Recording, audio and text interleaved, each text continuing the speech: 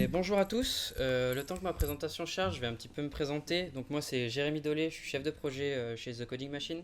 Ça fait quelques applications qu'on a développées, ça fait quelques années qu'on y travaille dessus, donc on a acquis certaines compétences et d'où le sujet qu'on vous propose aujourd'hui. C'est comment construire une application React Native sur des bases solides. Alors React Native, qu'est-ce que c'est au final? C'est une techno open source qui a été développée par Facebook en 2015. Et pourquoi elle fait du bruit cette techno? C'est parce qu'elle va nous permettre déjà, avec un seul code source, enfin un seul langage, qui est le JavaScript, de pouvoir compiler des apps sous iOS ou sous Android. Les deux plateformes d'ailleurs. Ça c'est d'un point de vue technique, c'est pour ça qu'elle fait du bruit. C'est pas de l'hybride, attention, pas de WebView. Et en plus de ça, côté ressenti au niveau de l'application, c'est du simili natif. Alors c'est pas du natif, attention, mais l'expérience utilisateur est très très bonne. React Native fait du bruit aussi par sa communauté. C'est plus de 77 000 stars sur GitHub, ce qui est plutôt pas mal pour une techno mobile.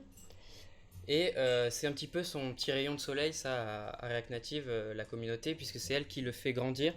On a des nouveautés à chaque fois, on a des repos toujours plus créatifs les uns que les autres. C'est très intéressant de faire partie de cette communauté. Et justement, c'est ce qu'on a essayé de faire, nous, chez The Coding Machine. On a décidé de créer un boilerplate. Alors, un boilerplate, c'est quoi? C'est tout simplement une espèce de coquille vide, une architecture prédéfinie qui va vous permettre de créer des applications, qu'elles soient simples ou complexes. C'est une base de démarrage. Ce boilerplate, il est en open source, donc tout le monde peut y participer. On essaie justement de faire une communauté autour de ça. Alors vous allez me dire pourquoi avoir créé un boilerplate? Tout simplement, on se rend compte qu'on crée une première app, et la deuxième app, qu'est-ce qu'on va faire? On va se dire, on prend le projet qu'on a fait, puisqu'il est bien, il s'est bien passé, on vire tout ce qui a changé, et on obtient une base. Et puis on fait ça pour le deuxième, pour le troisième, le quatrième. Donc finalement, pourquoi pas se créer un espèce de starter kit, donc un boilerplate, pour pouvoir industrialiser cette manière de faire. Alors des boilerplates, il en existe beaucoup. Il en existe beaucoup. Et ils ont aussi beaucoup de dépendances qui viennent, le plus souvent en tout cas. Que ce soit des bibliothèques de composants, parfois elles sont aussi rattachées à une autre techno, je pense notamment à certains qui sont rattachés à Firebase. On n'a pas forcément envie de partir sur du Firebase en plus. Donc nous, notre but, ça a été de garder le strict nécessaire pour faire des applis.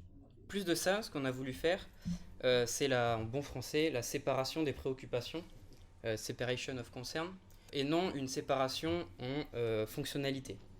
J'entends par là, chaque brique de notre application va avoir une utilité unique, et non une brique pour faire tout le login, et puis il y a le style, le métier, l'intelligence d'affichage, tout au même endroit. En plus de ça, ce boilerplate, on a décidé de le documenter. Le documenter pourquoi? De sorte que chaque élément que vous allez coder va être compris, pouvoir être utilisé. On a en plus de ça, en plus d'avoir réparti donc de la documentation dans toutes nos briques, on a fait aussi un dossier à la racine, documentation, où dès qu'on trouve une idée, un truc sympa, je pense notamment au déploiement automatique avec Fastlane, qui pourquoi pas pourra faire office d'un prochain talk, on va le mettre là-dedans. Dès qu'on a une nouvelle idée, on le met. Donc je vais passer un petit peu sur les différentes dépendances en fait qui se trouvent dans ce boilerplate. Vous voyez, il n'y en a pas beaucoup, mais elles sont nécessaires. Je pense notamment à de la navigation, à de la gestion des states globaux, à React Native évidemment, des paquets pour faire des appels API, des linters, donc c'est Prettier et ESLint, donc ça va vous permettre d'imposer des règles d'écriture pour avoir un code qui est uniforme. Et de quoi persister des données. Persister des données, je vais vous donner un exemple. Si vous vous loguez sur une application, vous entrez votre email, votre mot de passe, vous vous déconnectez, vous vous rendez compte que votre mot de passe, il a été enregistré pour vous éviter de le retaper. C'est ce que ça permet de faire. Donc maintenant, on va passer sur les différentes briques de comment construire justement cette application solide. Alors chaque brique ici est un concern, est une préoccupation. Donc chaque dossier va posséder son unique utilité. Je vais commencer par le premier, assets. Alors ici, on va avoir tout simplement les assets de votre application. Les assets, c'est quoi? Des fichiers de fonte, des fichiers de type vidéo, image, son. Alors pourquoi avoir créé ça? Tout simplement pour éviter de les éparpiller dans toutes les autres briques. Alors on va se dire, je sais pas, j'ai besoin d'un composant avec une image, puis on va le foutre dans le composant, et puis après on va en foutre dans le container. Donc ça va éparpiller tous vos assets. Le but ici, séparation des concerns, donc les assets, on les réunit à un seul endroit. Components. Alors components, déjà c'est quoi un component? C'est un composant générique, c'est un objet générique que vous allez utiliser plusieurs fois dans votre application. Ici par exemple ça peut être le dossier component peut être assimilé à un petit paquet où à l'intérieur justement on a ces objets qu'on va retrouver tout au long de notre application. Je pense notamment à des boutons, des inputs. Faut savoir que React Native déjà vous en donne des composants. Vous donne des composants d'ailleurs, tous les composants que vous avez besoin pour construire une application mobile. Parfois vous allez avoir besoin de leur ajouter un peu de style, de les customiser. Donc c'est là-dedans que vous allez le faire. Donc un composant en fait, il a quasiment pas d'intelligence. Le moins possible en tout cas. Il faut lui donner des propriétés et il les affiche d'une certaine manière.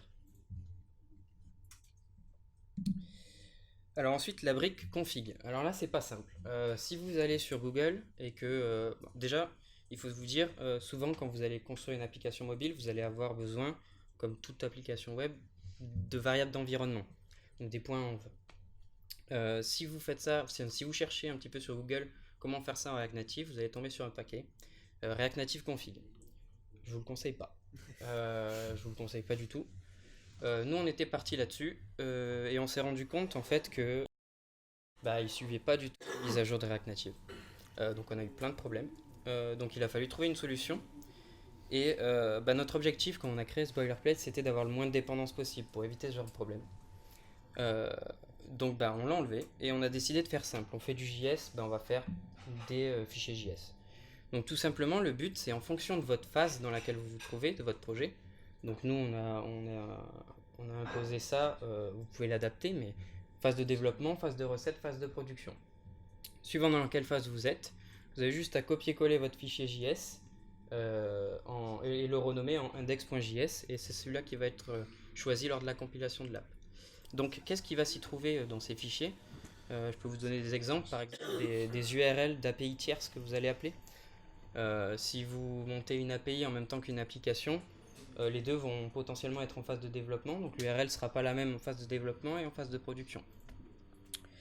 Petite alerte quand même, niveau sécurité, pas de clé d'API, pas de données sensibles là-dedans, parce que certes c'est compilé, mais on peut le décompiler, il y a des gens qui arrivent très bien à faire ça. Donc il faut éviter un maximum de stocker des données sensibles là-dedans. Notamment des URL, des choses très banales. Ensuite, containers. Alors les containers, c'est vos écrans en fait de votre application. Un login, une liste des users, un détail user, etc. Donc ici, contrairement aux components, il va y avoir un peu d'intelligence. Intelligence d'affichage en tout cas. Donc vous n'allez pas avoir de logique métier, rien de ça.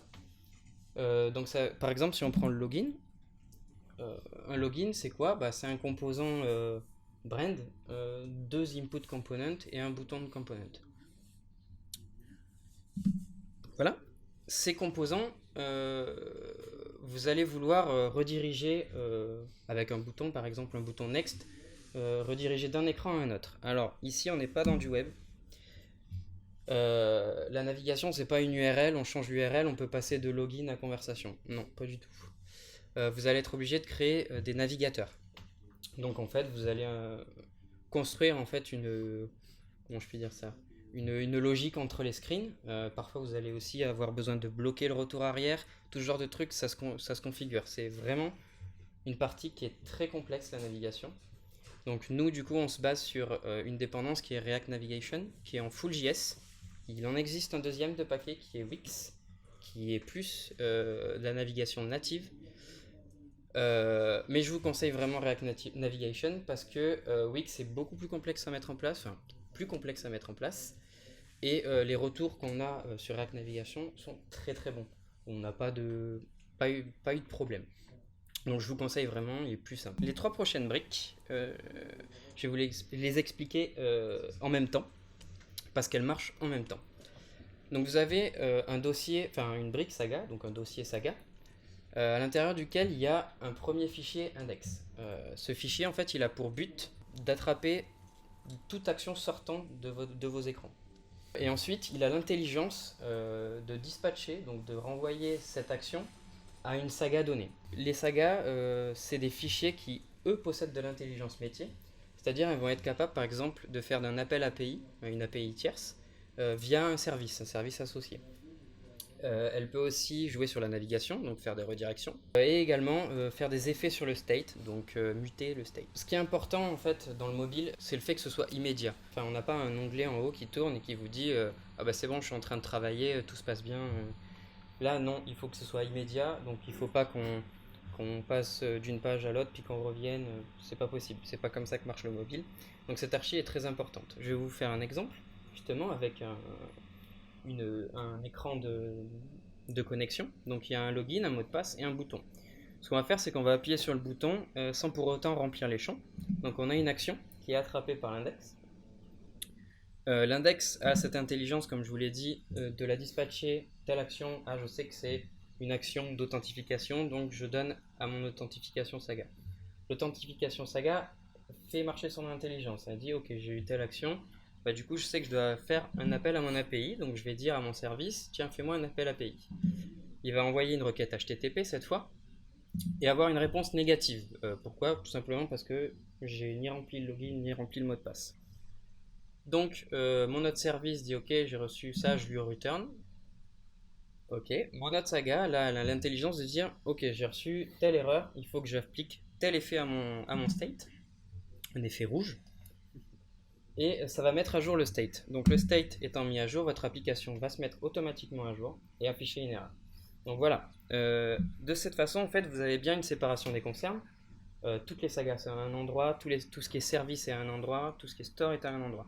Dans le store, j'ai pas détaillé, mais en fait on a encore une séparation des concerns. Donc c'est encore plus découpé. Donc il y a les actions d'un côté, les réducteurs d'un autre côté, pour ceux qui connaissent un peu Redux. Ensuite, c'est très efficace, c'est super lisible parce que vous n'avez pas des fichiers de 500 lignes qui servent à rien ou on s'y perd. Là, c'est vraiment très bien découpé, c'est robuste, c'est scalable, vous pouvez faire ça autant que vous voulez et c'est très simple d'utilisation. Alors maintenant, en React Native, il n'y a pas de CSS. Ouais, il n'y a pas de CSS, ouais. Il n'y a pas non plus de classe. C'est que du style en ligne. Alors bien sûr, on peut faire des objets de style, je vous rassure quand même. Et tout ce qui est layout, c'est des flex aussi. Donc pour ceux qui s'y sont pas mis en CSS au flex, c'est le moment de s'y mettre. Donc en fait, il existe toutes les mêmes propriétés que le CSS, c'est juste en camel case. Attention, toutes. Peut-être vous allez l'expliquer, pas toutes. Mais en tout cas, les basiques, ils sont là. Malgré le fait que c'est pas du CSS, donc c'est pas des points CSS ici, c'est des points JS. C'est la même chose, on s'est dit, on parle de la même chose, séparation des concerns. Donc tout ce qui est du style, on le met dans le thème. Donc ici on retrouve color.js, comme on aurait retrouvé color.scss par exemple. Donc c'est toutes les variables concernant les couleurs. Font.js, en fait ici on va créer des objets de style qui vont nous permettre d'appliquer, en fait comme on ferait des classes, d'appliquer un certain style. Par exemple, si on sait qu'on a une arborescence de titres, titre 1, 2, 3, 4, eh ben on va créer ces objets avec les différentes font size. Les metrics, c'est tout ce qui est taille globale, donc ça peut être des composants génériques ou les margins sur les deux paddings sur vos applications. Généralement, les applications, on centre bien, donc on met tout le temps le même padding. Au lieu de le répéter 15 fois sur chacun de vos composants, vous le mettez là et vous l'appliquez à chaque fois sur le composant. Donc là encore, le but, enfin je vais passer quand même sur Helper. Helper.js, on est encore en train d'y travailler dessus. En fait, le but là, c'est pareil, mais c'est tout ce qui est, enfin, créer des objets de style pour tout ce qui est layout. Je pense notamment créer un layout qui prend la moitié de son écran et qui centre tous ses enfants au centre. Faire un layout qui prend toute la taille de l'écran mais qui met tout le monde en bas au centre. Tout ce genre de trucs, on va le mettre dans Helper.js. Comme ça, on va les appeler. En fait, on se rend compte en le faisant de plus en plus. Tout ce qui est containers, donc intelligence d'affichage, en fait, on va que se servir de ça. Parce qu'au final, c'est toujours une application mobile, c'est pas très extravagant. Ça peut l'être, mais généralement, c'est assez simple. C'est toujours la même chose, toujours les mêmes layouts. Et donc, au lieu de réécrire à chaque fois du style, on va utiliser ça. Là, le but, je le rappelle encore, j'insiste, séparation des concerns. Tout ce qui est style, le but c'est de le mettre dans le thème. On évite de... Il y en aura des styles dans Component ou Containers pour adapter un petit truc ou deux, mais le but c'est d'éviter d'en avoir de partout, parce que vous n'allez pas vous y retrouver. Là au moins vous savez que si vous utilisez un thème un peu global et uniforme du coup, c'est dans Thème. En guise de conclusion, je dirais que ça, c'est un ensemble de bonnes pratiques. C'est une architecture solide, elle est testée, approuvée, j'ai envie de dire, et elle est clé en main. Je pourrais rajouter tout un tas d'adjectifs, mais c'est pas le but non plus. J'aimerais faire un petit retour sur l'expérience React Native, d'où on est parti, pourquoi on a fait ça. Donc nous au départ on a entendu React Native, on s'est dit tiens ça bouge ce truc là, on va faire de la veille. Bon. Puis finalement on a eu un projet sur une appli mobile, on s'est dit bah, on part en React Native. Donc on s'est un peu cassé les dents au début, on a avancé, on a fait beaucoup de veille, on a testé plein de paquets. C'est pour ça qu'aujourd'hui ceux qu'on vous présente c'est les plus robustes. Et puis, on s'est rendu compte, comme je vous l'ai dit au début, qu'il fallait un peu industrialiser le démarrage d'une application mobile. Parce que c'est bien beau de repartir le projet précédent, mais finalement, on perd du temps. Donc, on a décidé de créer le boilerplate sur GitHub. Et puis, on a amélioré les choses, on a essayé de bâtir une architecture de plus en plus solide, d'ajouter Redux, tous les middleware associés. On a fait en sorte de faire toutes les mises à jour React Native, absolument toutes, sans perdre de temps, donc de façon très réactive. Alors avant c'était un vrai calvaire. Aujourd'hui ils ont mis, depuis la 58, 59, je sais plus trop, ils ont mis un script, on le lance et puis ça fait la mise à jour. Attention, aujourd'hui ça n'a pas marché. Voilà, ça a déjà planté. Bon, ils vont travailler dessus, c'est sûr. Dans la semaine, on aura une nouvelle update. Donc, bon, c'est déjà un progrès parce que c'était vraiment une galère. Ensuite, ajout de documentation. Comme je vous l'ai dit, à chaque fois qu'on trouve une idée, on l'écrit parce que sinon on la perd cette idée. Et aujourd'hui, on en est à plus de 260 stars sur GitHub et on est super content. Alors, c'est un tout petit score, hein, mais ça nous motive encore plus. Il y a plein de personnes qui nous font des petites PR et tout. C'est super sympa de voir la communauté qui se bouge autour de ça. Nous, on a envie de continuer. Et on a un objectif à moyen terme. On va ajouter l'I18N. L'I18N, c'est le multilingue. Donc, faire de votre application, qu'on puisse switcher d'anglais, français, allemand, etc. Les hooks, pour les connaisseurs de React et qui sont très contents qu'on ait ajouté les hooks, c'est aussi sur React Native du coup. Donc on va s'y pencher dessus, c'est encore un peu jeune sur React Native, on est en train de s'y pencher dessus, on regarde ce qui se fait. Donc voilà. Donc ça c'est un objectif qu'on aimerait atteindre, moyen terme. Si vous voulez aller checker le boilerplate, vous tapez sur Google React Native boilerplate. Normalement, moi c'était le premier, j'ai eu de la chance. Mais ça se trouve vous aussi. Solid Mobile Application with our React Native boilerplate. Vous allez tomber sur le blog de The Coding Machine, vous pouvez rester dessus. Il y a plein de sujets super intéressants, mais celui-là c'est le meilleur. Il y a un petit lien, tout premier lien, et vous tombez dessus. Et vous pouvez mettre une star là-haut, ça nous ferait super plaisir. Puis ça nous motiverait aussi à continuer. Et n'hésitez pas, si vous voulez faire partie du boilerplate, faites des PR, faites des issues. On est super réactif, on fait très attention à pas le laisser mourir justement. Donc voilà, si vous voulez participer, n'hésitez surtout pas. Et voilà, du coup, on peut discuter tous ensemble si vous avez des expériences React Native sans trop déborder sur le prochain talk. Parce que sinon, on va finir très tard. Voilà, si vous avez des questions.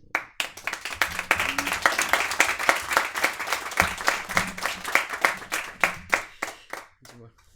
Pourquoi avoir choisi Axios plutôt que Fetch? Est-ce qu'il y avait des limites Alors, pourquoi Axios et pas Fetch? Parce que Axios, c'est quelque chose qu'on a l'habitude d'utiliser. Voilà, clairement. On y travaille parce qu'on ne travaille pas que sur du React Native, on travaille sur du Vue. Vue, c'est Axios. Enfin, généralement. On a fait du React, on avait mis Axios. C'est vraiment un confort de travailler avec Axios, pour nous. C'est pas que ça te permet des choses en plus ou en moins vis-à-vis Alors, j'ai pas la connaissance pour dire s'il y a des choses en plus ou en moins, mais en tout cas, en facilité d'écriture, je suis presque sûr de dire que Axios est meilleur. Si je peux intervenir, Ouais, Axios permet par exemple d'avoir beaucoup plus facilement des intercepteurs qui modifient les requêtes, qui modifient les réponses, des choses comme ça qui sont bien pratiques et surtout de façon uniforme. Il y a d'autres questions? Non? Parfait. Je vous remercie.